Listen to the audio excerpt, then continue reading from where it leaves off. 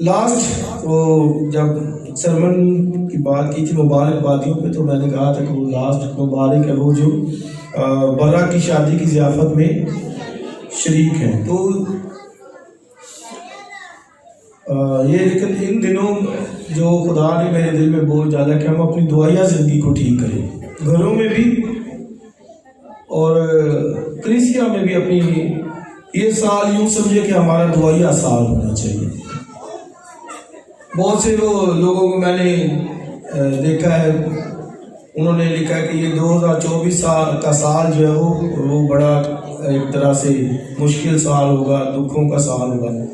लेकिन मैंने कहा कि हम इसको अपना दुआया साल बनाएंगे और अगले 3-4 माह तक हम जो है वो दुआ के ताल्लुक से सीखेंगे, मुख्तलिफ लोगों की खादमों की दुआओं पर गौर करेंगे।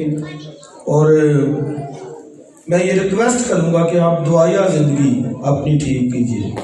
घरों में खुदा का बंदा बुजुर्ग दाऊद कहता है कि मैं रात के हर पैर में उठ जाता हूँ। जब भी टाइम मिले दुआ में चलते फिरते हम दुआ कर सकते हैं। अपनी प्रेयर लाइफ को हमने मजबूत करना है। आमीन। तो आइए एक हवाला देखें, फिर मज़ीद उस पर गौर करते हैं। तवारीख की पहली किताब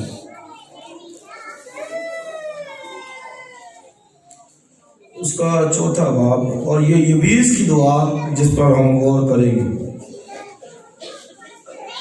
तवारीख की पहली किताब और उसका 4था बाब और उसकी 9वीं आयत से 9वीं 10वीं आयत से।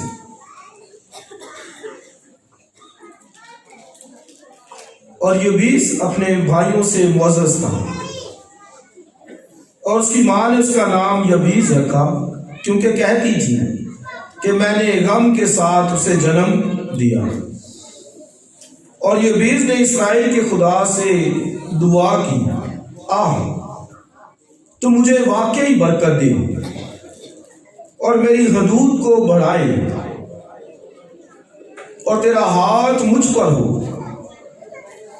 और तू मुझे बदी से बचाए, ताकि वो मेरे गम का बायस ना हो, और जो उसने मांगा खुदा ने उसको बख्शा। आमीन। खुदा की बरकत उसके कलाम के पढ़े और सुने जाने करो। सो ये हमने यबीस की दुआ अभी पढ़ी है बाइबल में से, और ये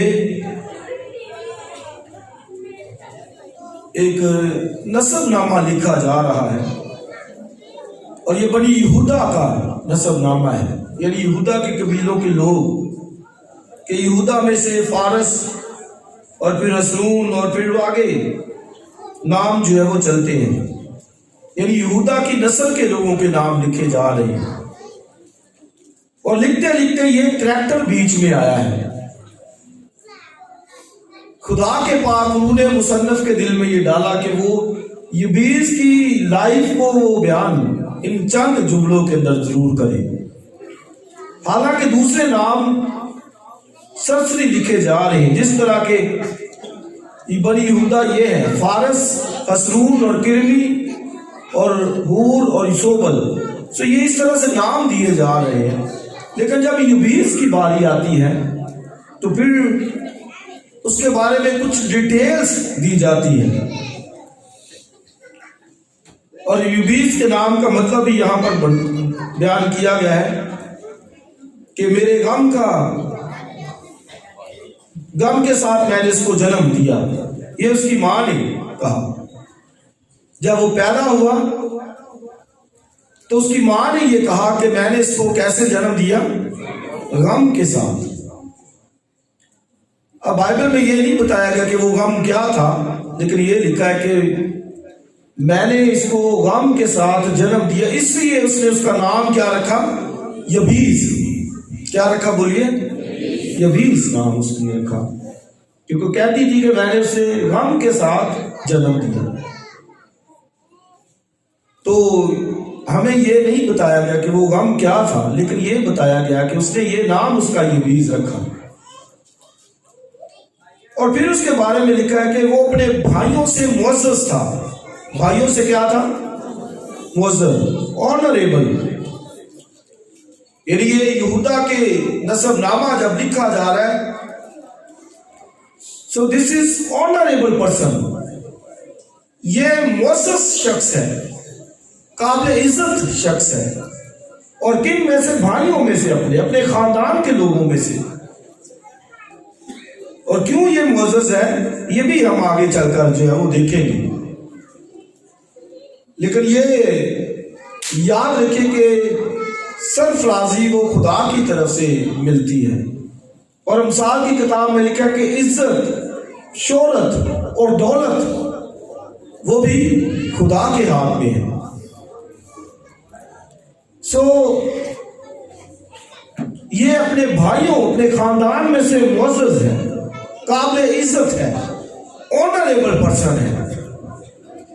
और फिर इसकी प्रेयर, जिस पर मैंने कहा कि हम दुआ पर गौर करेंगे, और ना सिर्फ गौर करेंगे, इन चीजों को अपनी दुआया जिंदगी में अपनाना है ना, इन चीजों को लेके आना है। बाज़ दफा लोग सोचते हैं कि नहीं जी खुदा को सब पता है। भाई नहीं, मैं कहता कि उसको कहना है, एक एक चीज आप कहिए उसको, खुदा को। आप कहेंगे नहीं जी वो तो पता है खुदा को, डेफिनेटली वो पता है खुदा को, ही नोज वेरी वेल, वो जानता है सब कुछ। लेकिन जब मैं और आप उसे बताते हैं तो इसका क्या मतलब है कि हम उस पर इन्हिसार करते हैं, हमारा तवक्कुल उस पर है, हमारी आस उस पर है, इसलिए हम सिर्फ अपने खुदा को बताते हैं। इसलिए आप अपनी प्रेयर जब करते हैं, दुआ, तो उसमें एक एक चीज को अपने खुदा के हुजूर में शेयर किया करें। आपको जो जरूरत है, आपको जो मसाइल है, आपकी जो फिक्र है, वर्शिप भी, प्रेज भी, तारीफ भी उसकी करनी है, लेकिन जो चीज आपको दरपेश है वो भी आपने अपने खुदा के हुजूर बयान करनी। तो आइए इस पर गौर करें कि उसने प्रेयर क्या की है। 10वीं आयत, और यबीस ने इस्राएल के खुदा से ये दुआ की। नंबर 1 तो ये, अब देखिए कि दुआ इस्राएल के खुदा से की है उसने। उसे अपने खुदावन की पहचान है, वो जानता है उसे कि हाँ वो मुझे बरकत देगा। हालांकि गम है, हाँ वो माँ कहती कि मैंने इसे गम के साथ जन्म दिया है, लेकिन वो कहता है कि मैं गम का बायस ना हूं। ये उसने ये भी कहा है। अगर आप 10वीं आयत का आखिरी हिस्सा देखें, जहां पे लिखा और मेरी हदूद को बढ़ाए और तेरा हाथ मुझ पर हो और मुझे बदी से बचाए, ताकि वो मेरे गम का बायस ना हो। तो ये उसने प्रेयर की। माँ कहती है कि मैंने उसे गम के साथ जन्म दिया, और वो क्या कहता है कि मेरे गम का बायस ना हो। तो पहली बात जो उसने की, कहता आहा का क्या मतलब है? एक लफ्ज आहा होता है, आहा, ये फर्क है दो। इसको हम आहा ना कहें, बल्कि इसको जब पढ़े तो आहा नहीं, आहा तो मतलब होता है, आहा जब हम कहते हैं ना आहा यीशु आया, तो आहा उस वक्त है जब हम खुशी का इजहार करते हैं। लेकिन जब कहते हैं तो इसका मतलब आहें होता है, आहें। तो मानी क्या है कि इसने जब प्रेयर की तो आहों के साथ प्रेयर की है,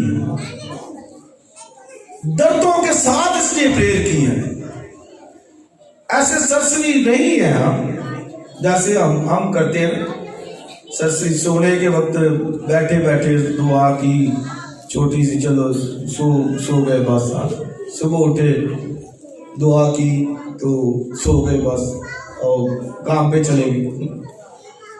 तो इसने जब प्रेयर की तो नंबर 1 याद रखी, पहली बात उसने क्या प्रेयर की, कैसे प्रेयर की? अब देखिए पहली बात उसकी कितनी खूबसूरत लिखी है। इसलिए अपनी दुआया जिंदगी के अंदर इसको लेके आइए। जब भी आप प्रेयर करते हैं पैशन के साथ प्रेयर करें। हमारा खुदावन दुआ का बहुत बड़ा नमूना है। गतसमनी के अंदर उसकी प्रेयर पड़ी, कितने पैशन के साथ है। तो इसका मतलब है कि पूरे बोझ के साथ इसको कहेंगे ना, ऐसे सरसरी नहीं है। इसलिए याद रखें कि जब यहां पर भी दुआ के लिए आपको कहा जाता है तो पूरे पैशन के साथ, एक बोझ के साथ जिसमें कलीसियाई ग्रोथ है, जिसमें कलीसिया की नीड्स है, जिसमें हमारे ईमान की बढ़ोतरी है। ये सब पैशनेट होकर दुआ करनी। तो उसकी प्रेयर के अंदर ये चीज थी।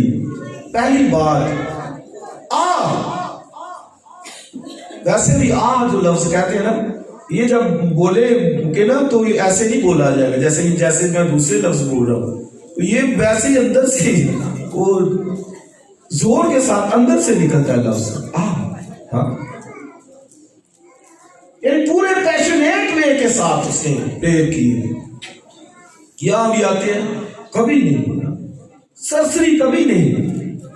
एक और बात सीखिए, खुदा के कलाम को भी ऐसे सरसरी ना पढ़ा करें, पैशन हो।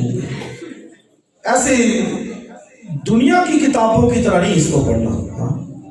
ये वर्ड ऑफ गॉड है, ये खुदा की जात का इल्म है। इसका एक एक लफ्ज रूहुल कुद्स की कुदरत से भरा हुआ है। तो इसको भी जब पढ़ते हैं ताज़ीम के साथ, इज्जत के साथ, ऑनर के साथ, बोझ के साथ, दिली शौक के साथ पढ़ा करें। तो फर्स्ट थिंग, पहली बात जो हमने सीखी है कि यबीस ने जो प्रेयर की वो पूरे पैशन के साथ, बोझ के साथ, दुख के साथ, कर्म की हालत में प्रेयर की।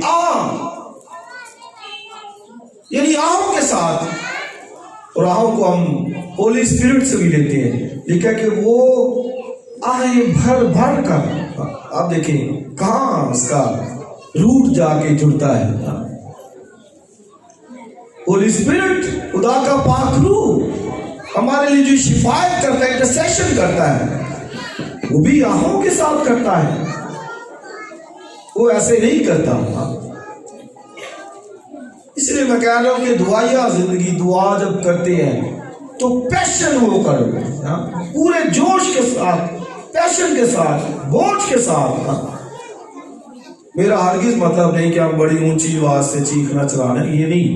मतलब है कि आपके इनर बातन के अंदर एक पैशन हो कि मुझे दुआ के लिए कहा गया है, मैं वो दुआ करूं बोझ के साथ, फिक्र के साथ। घरों में भी अब दुआ करते हैं तो इसी तरह आपने दुआ करनी। तो पहली बात ये। दूसरी बात पढ़िए क्या है, और मेरी हदूद को बढ़ा। तू मुझे वाकई बरकत दी। वाकई का मतलब जो अंग्रेजी के अंदर ग्रेटली, इन रिच वे, तू वाकई मुझे बरकत दे, ग्रेटली ब्लेस मी। यानी तू मुझे बड़ी बरकत दे, जिसको हम कहेंगे कि ना भाई। आप देखिए उसके नाम के साथ जुड़ा क्या है, क्या जुड़ा है उसके नाम के साथ कि ये गम का गम के साथ मैंने इसको जन्म दिया। तो वो कहते हैं खुदावंद तू मुझे वाकई बरकत दे, ग्रेटली, ताकि ये मेरे गम का बायस ना हो। तो बरकत तो खुदा ही देता है, उसके पास है। और फिर बरकत का सोर्स जो बाइबल में हम सीखते हैं वो देने के ताल्लुक से ही है। दिया करो ताकि तुम्हें भी, जिस पैमाने से तुम नापते उसी से तुम्हारे लिए नापा। सिंपल वे, सादा सादा बात है। इजराइल की बरकत के अंदर है, तरक्की के अंदर एक बात उन्होंने नहीं छोड़ी, ये वाला, ये आज भी उनका सिस्टम के अंदर है। ये उन्होंने करना ही करना है। क्राइस्ट ने कहा कि तुम पुदीने सौंफ पर यकीन देते हो। आप देखिए छोटी छोटी चीजों पर भी वो इसको निकालते थे, कहते थे नो ये खुदा का हिस्सा है, ये खुदा का है। अमसाल की किताब में लिखा कि तू अपने पहले फलों से खुदावंद अपने खुदा की ताजीम कर। और आगे क्या लिखा, यूं तेरे खत्ते भरे रहेंगे और तेरे हौज नई मैं से लबरेज होंगे। ग्रेटली ब्लेस मी, मुझे बरकत दे खुदा। और तीसरी बात जो उसने की है वो देखिए, मेरी हदूद को बढ़ाए, एनलार्ज माय टेरिटरी। मेरी हदूद वो लिमिट में नहीं रहना चाहता हूं, कहता मैं बढ़ना चाहता हूं और बढ़ना चाहता हूं। और दुआ खुदा से कर रहा है, एनलार्ज माय लिमिट्स टेरिटरी, मेरी हदूद को खुदा बढ़ा। तो ये भी आप प्रेयर के अंदर शामिल करें, खुदावंद तू मेरी हदूद को बढ़ा, मेरे वसाइल को बढ़ा। भाई ये कहने से है, मांगो तो तुमको सिंपल, कोई बड़ी बात नहीं, मुश्किल गैर नहीं है कोई। मांगो तो तुम्हें दिया जाएगा, ढूंढो तो पाओगे। तो ये यूं समझे कि इस साल से 2024 से अपनी प्रेयर के अंदर आप शामिल कीजिए, खुदावंद मेरी हदूद को बढ़ा, वसाइल का मैं खुदावंद इनको बढ़ा, आमदनी का मैं खुदावंद इसको बढ़ा। ये कहने से है, उसने ये प्रेयर की, खुदावंद वाकई तो मुझे बरकत दे, मेरी हदूद को बढ़ा। एनलार्ज और कारण स्टडीज के अंदर कमजोर है, खुदा से मांगी, उसे कहे कि खुदावंद मेरी हदूद को बढ़ा, सीखने की सलाहियतों को, लर्निंग पाथ को बढ़ा। आप देखिए कहां जिस्मानी सेहत को बढ़ा, मेरी बीमारियां हैं, कहिए खुदा से, ये यबीस ने कहा है। इसलिए 2024 से हमने अपनी प्रेयर लाइफ ठीक करनी है, मजबूत होना है प्रेयर के साथ। मुझे पता है बहुत से आप करते हैं, लेकिन बहुत से शायद मेरी तरह वो नहीं करने वाले हैं, कम करने वाले हैं। लेकिन इस साल से 2024 से हमने दुआया साल मनाना। आपको कहा जाता है कि जुमे को दुआया मीटिंग में पहुंचिए, और हम शुरू करेंगे इसको। टाइम निकालिए इसके लिए, उसने जब वाहों के साथ दुआ की तो टाइम निकाला है, खुदा के हुजूर बैठा है। इस मंगल से हम स्टडी मीटिंग भी शुरू करेंगे। लिमिट्स को मेरी बढ़ा, खुदा से कहिए, तालीम को बढ़ा, और जो जो नीड है, वसाइल नहीं है, आमदनी नहीं, जॉब नहीं है, कहिए खुदा से। बाइबल में लिखा है खुदा का हाथ छोटा नहीं कि जो उसे बचा न सके, और कान भारी नहीं कि जो सुनना वो सुनता है ना। और फिर तो ये तीन चीजें हमने सीखी। पहली क्या सीखी? उसने प्रेयर की तो नहीं, पहली यानी उसने बोझ के साथ दुआ की, और दूसरी बात के बरकत के लिए, और तीसरी बात मेरी हदूद को बढ़ा, खुदा से मेरी हदूद को बढ़ा। और एक और बात जो उसने कहा, तेरा हाथ मुझ पर हो। आप देखिए ये छोटी सी दुआ के अंदर कितनी बातें हैं। वो खुदा के हाथ को मांग, खुदा का हाथ मुझ पर हो। तो आप देखिए जब उसका हाथ हम पर हो, किसी पर भी, तो कहते हैं नहीं यार ਇਹਦੇ पीछे किसी का हाथ है। ए बंदा खुद नहीं बोलन दिया, ਇਹਦੇ पीछे किसी का हाथ थे, या ये कोई और बोलता है। तो ये बात है, अरे खुदा तेरा हाथ मुझ पर हो, खुदा के हाथ को मांगना है 2024 के अंदर की। खुदा तेरा हाथ मुझ पर हो, खुदा उनको अपना जलाल दे, अपनी हजूरी दे, तेरा हाथ हम पर हो, हमारे घर पर हो, हमारा बाहर जाना अंदर आना भाई से बरकत हो। कई दफा रोड पे ऐसा होता है, ऐसे जैसे बंदा ऐसे लगना चाहता हो तो एक्सीडेंट बस होने वाला होता है, ऐसे लगता है जैसे किसी ने पकड़ लिया पीछे से। तो इसका क्या मतलब है कि खुदा का हाथ हम पे है, इसने उसे पीछे से बचा लिया, इससे उसे अपना हाथ बढ़ाया है। जरूर दो कहते हैं ना, गीत गाते हैं, ज़बूर 18 आपे हथ वधा के मैनू रब, इसलिए वो कहता है खुदा तेरा हाथ मुझ पर हो, तेरा हाथ मेरे साथ हो, मेरे ऊपर हो।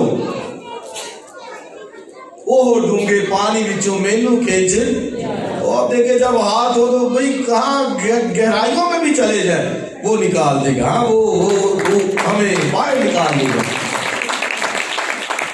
मेरे भारी दूती दुश्मन जिन्ना गैर, मतलब बचाया खुदा ने।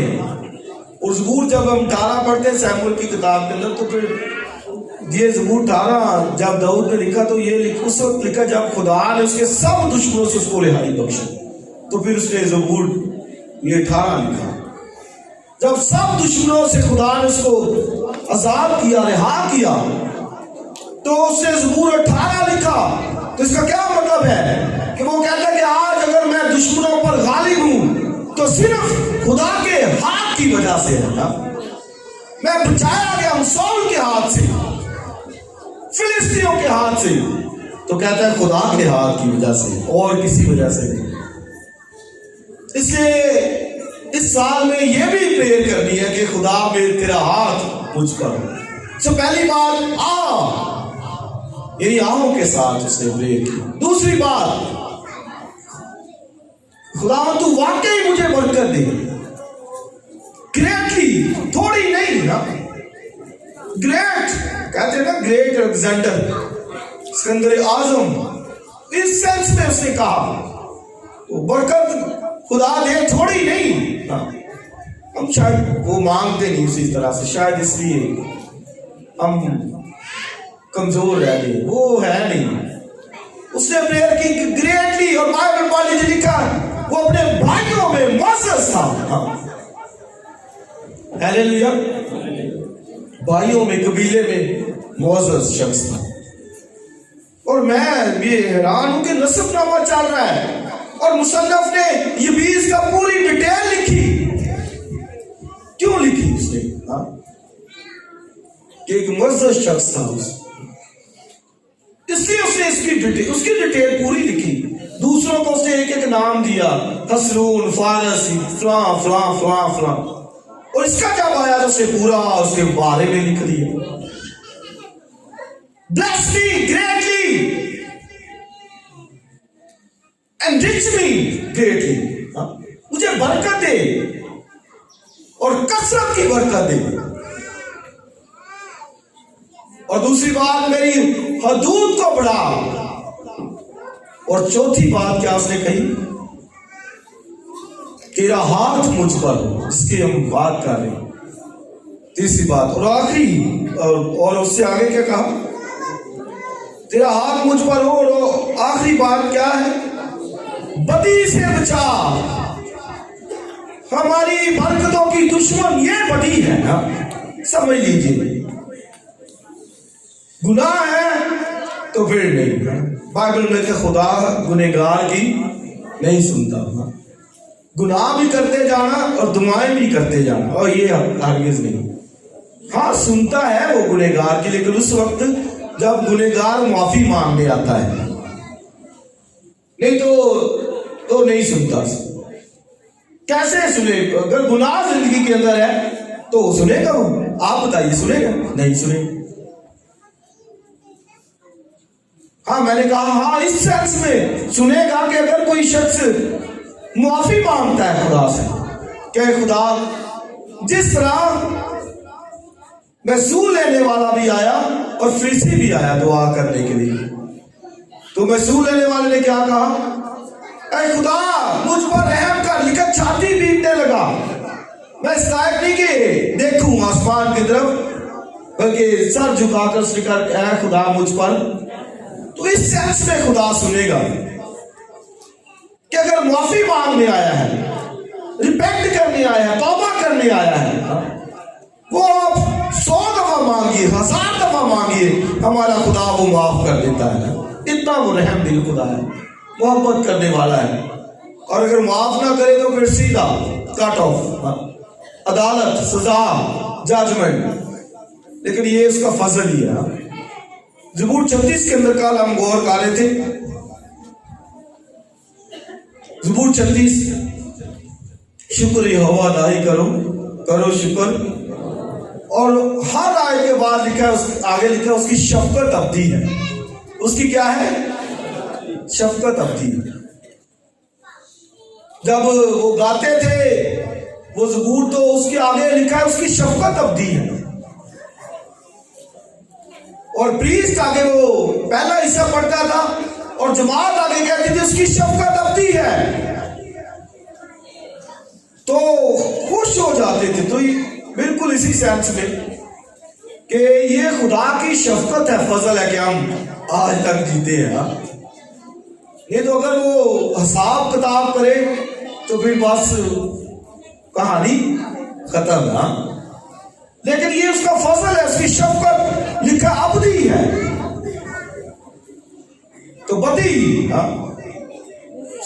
सिंपल ये याद रखे कि बदी दुश्मन है हमारी बरकतों की।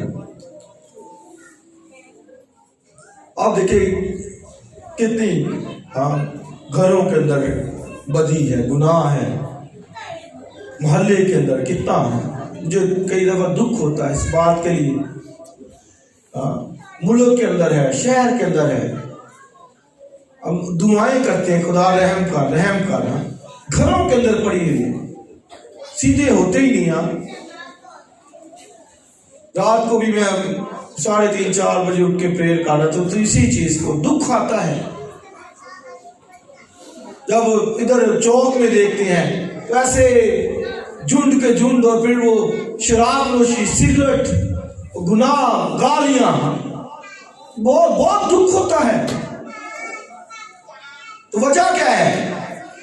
फिर बरकत किधर आएगी? नहीं आएगी। और याद रखिए कि सिंपल बात, जो गुनाह करता है, बाइबल ज़बूर 36 के अंदर लिखा है कि शरीर की बदी से मेरे दिल में ख्याल आता है कि खुदा का खौफ उसके पेश नजर नहीं है। सिंपल बात कि अगर हम गुनाह करते हैं तो फिर खुदा का खौफ नहीं है। तो इस वजह से बरकतें रुकी हुई हैं, गुनाह की वजह से, बदी की वजह से। और आप देखिए खुदा ने यरूशलेम को इसी वजह से तो बर्बाद किया। हैकल बर्बाद होगी, लोग असीरी में चले गए। तो ये निकलना पड़ेगा, इन बातों से बचना पड़ेगा। यबेस ने ये दुआ की, ऐ खुदा मुझे बदी से बचा। कभी की प्रेयर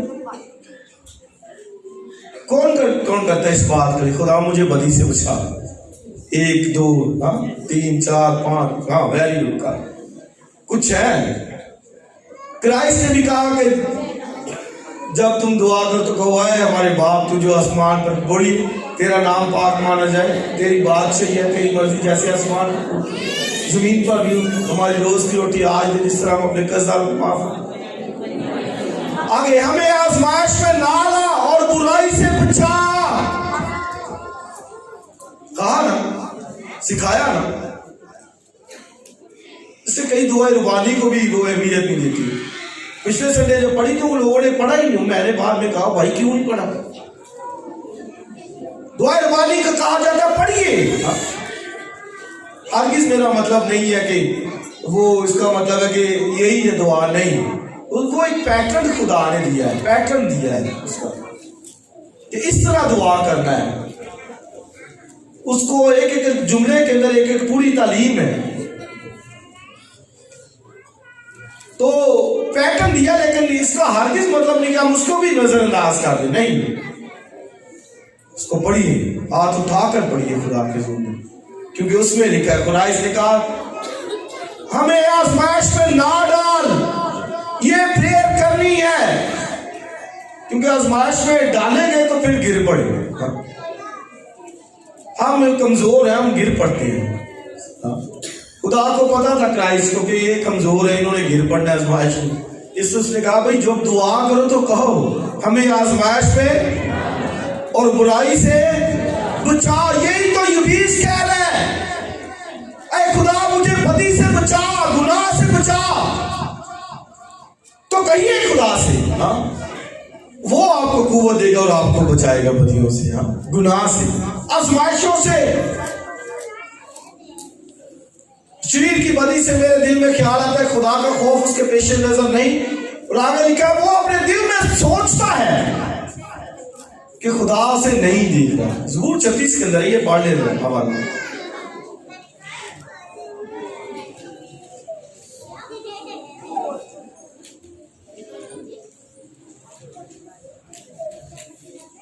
ये आजकल थोड़ा सा, हाँ जी, ज़बूर 36 पहली है, शरीर की बदी से मेरे दिल में ख्याल आता है कि खुदा का खौफ उसके पेश नजर नहीं, क्योंकि वो अपने आप को अपनी नजर में इस ख्याल से तसल्ली देता है कि उसकी बदी ना तो फाश होगी ना मकरूह समझी जाएगी। 37वां बाब पहली आयत से पढ़े, तू बदकिरदारों के सबब से बेजार ना हो और बदी करने वालों पर रश्क ना कर, क्योंकि वो घास की तरह, आगे बोले, जल्द काट डाले जाएंगे और सब्जे की तरह मुरझा जाएंगे।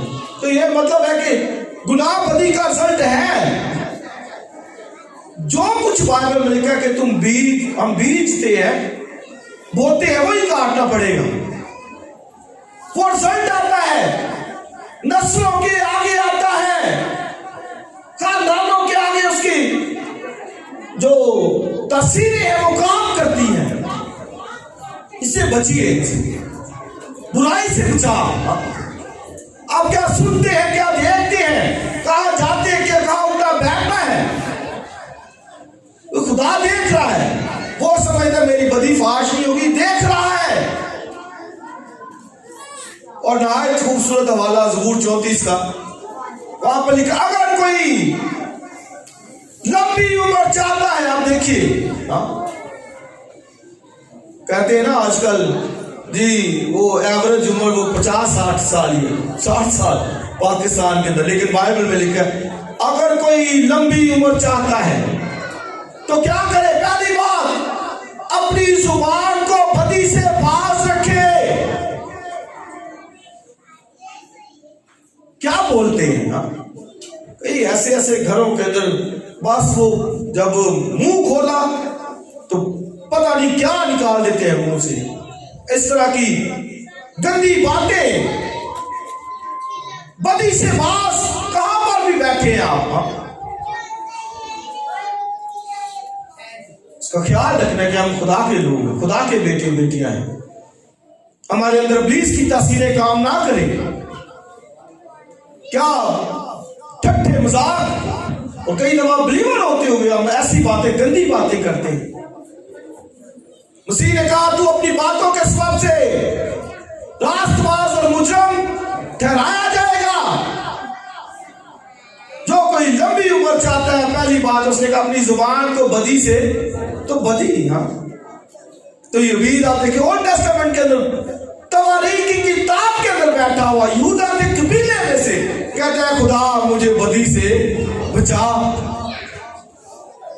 तो इस साल में ये भी प्रेयर करनी है, खुदा बदी से बचा मुझे,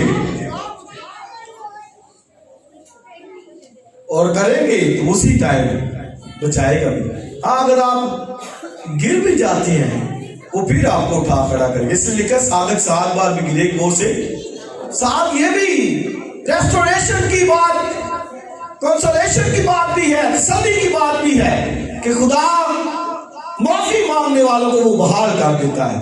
हालेलुया। तो ये उसने प्रेयर की, पहली बात यानी प्रेयर उसने की आहों के साथ। दूसरी बात, वाकई मुझे बरकत दे, ग्रेटली एनरिच मी। तीसरी बात, तेरा हाथ मुझ पर हो, मेरी हदूद को बढ़ा। चौथी बात, तेरा हाथ मुझ पर हो। और पांचवी बात उसने कही कि मुझे बदी से बचा। क्राइस्ट ने भी इसको लास्ट में रखा है। आप देखिए बाइबल की, होली स्पिरिट की कितनी वो अंडरस्टैंडिंग, समझ है। यूबीज ने भी इसको लास्ट में रखा, क्राइस्ट ने भी इसको लास्ट में रखा कि बदी से बचा, आजमाइशों से। और आगे क्या लिखा है, क्योंकि कुदरत और जलाल हमेशा तेरे, मतलब कि खुदा तू अथॉरिटी रखता है, पार तेरे पास है, कुदरत तेरे पास है। तो दूसरे मायने में कि सिर्फ तू बचा सकता है, हमें तू बचा सकता है। इसलिए इस प्रेयर को अपनी लाइफ का हिस्सा हमें बनाना है। ये बेस की तरह प्रेयर, खुदा बदी से बचा, वाकई मुझे बरकत दे, हदूद को बढ़ा, तेरा हाथ मुझ पर हो। और बाइबल में क्या लिखा आगे खूबसूरत, जो कुछ यबीस ने मांगा खुदा ने उसको सुना। हालेलुया। जो कुछ उसने मांगा, तो वो क्या मतलब है कि खुदा ने अपना हाथ भी उस पर काट दिया, खुदा ने उसको बरकत भी दे दी, और खुदा ने उसकी हदूद को भी बढ़ा दिया, यहां तक बढ़ाया कि यबीस के नाम से एक शहर तमीर हो गया। अब देखिए, एक शहर भी तमीर हुआ इसके नाम से, बाइबल में लिखा है। इतना खुदा ने हदूद को इलाज किया, बढ़ा दिया कि उसके नाम से एक शहर कहलाने लगा। उस शहर का नाम यबीस था। इसलिए अजीज भाई और बहनों, प्रेयर दुआ ये 2024 का टारगेट है। बराए मेहरबानी जुमे को दुआ में जरूर पहुंचा करें। इस जुमे से हम स्टार्ट करेंगे प्रेयर मीटिंग, आप पहुंचा करें आप, क्योंकि दुआओं से हमने अपने शहर, अपना इलाका चेंज करना है। और ज़बूर 34 के अंदर जहां पर मैंने पढ़ा है कि जो कोई लंबी उम्र चाहता अपनी जुबान को बदी से रख बाज सके, और अगली याद के अंदर क्या लिखा है, क्योंकि खुदावन की निगाह साधकों पर, और आगे पढ़िए लिखा उसके कान उनकी दुआओं पर लगे हैं।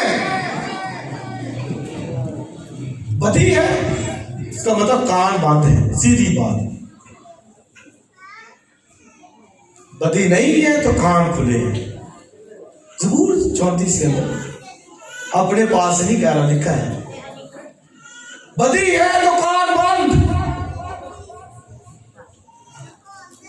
नेकी के लिए बाइबल में लिखा है, अगर वो है तो उसके कान, लिखा मुकद्दसों की दुआओं पर लगे, उसकी निगाह साधकों पर है। इसलिए इस तरह प्रेयर करनी है, ऐ खुदा बदी से बचा, गुनाह से बचा, तू बचा सकता है, क्योंकि कुदरत बादशाह तेरी है।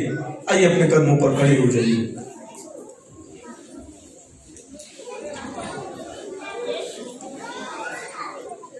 आइए अपनी आंखें बंद कीजिए, संजीदगी इख्तियार कीजिए।